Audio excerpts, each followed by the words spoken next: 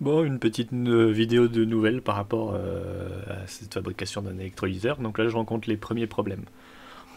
Donc vous voyez, j'ai trouvé mes filtres, une boîte de filtres. En première mauvaise découverte, c'était pas des membranes, c'est des filtres papier. Je pensais pas qu'il y avait des filtres papier qui pouvaient filtrer au micron, je le découvre, hein.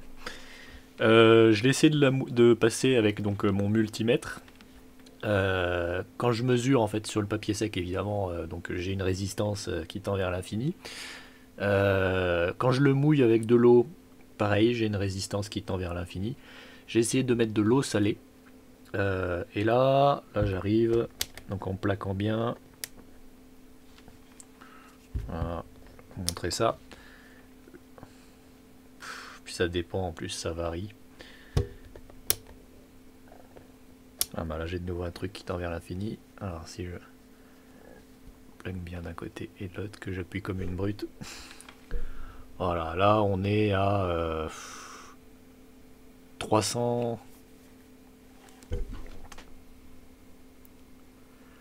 Voilà, on est à 200, 300 kilo ohm quoi. Donc c'est vraiment pas bon quoi. C'est vraiment pas bon. Alors après 200, 300 kilo ohm, il faut le voir aussi que là c'est avec les deux aiguilles. Alors peut-être que si je mettais deux surfaces conductrices, une de chaque côté, ça pourrait aider un peu parce que la surface de l'aiguille quand on appuie, bah, c'est un millimètre carré. Donc faudrait diviser pour avoir la conductivité globale quoi. Genre je sais pas. Alors déjà la bonne nouvelle c'est que par rapport à ma fibre de carbone que j'avais reçue, donc que j'avais pensé utiliser pour faire les électrodes, quand je mesure sa résistance, c'est celle-ci.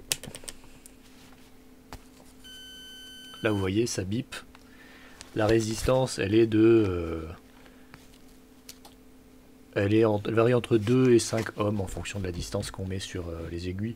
C'est pas génial mais c'est raisonnable. Donc ça de ce côté-là par contre je vous le confirme. Donc il faut bien de la fibre de carbone bidirectionnelle par contre. Avec donc les fibres dans un sens et dans l'autre, ça pourrait servir d'électrode je pense. Parce que l'eau doit bien passer entre, il n'y a pas de souci. Et en même temps, ça conduit assez bien l'électricité. Donc les fibres de carbone conduisent bien l'électricité. Et ça c'est facile à acheter en plus. Donc c'est bien, pas besoin d'avoir fait un truc comme j'imaginais avec des arcs électriques pour faire mon propre charbon, etc. Si on peut acheter ça, c'est des trucs courants. Alors c'est encore un petit peu cher, mais pas si cher que ça. Reste à voir s'il y a moyen. Par contre, pour la membrane, ça reste difficile. Déjà, juste avec de l'eau, je pense qu'il faut pas essayer quoi.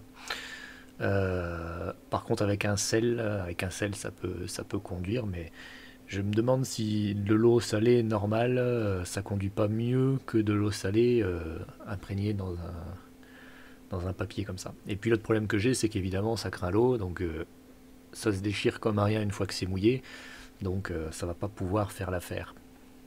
Il faut que je trouve autre chose, un autre matériau qui conduise mieux les protons, qui puisse mieux garder les ions, qui soit plus solide à l'eau.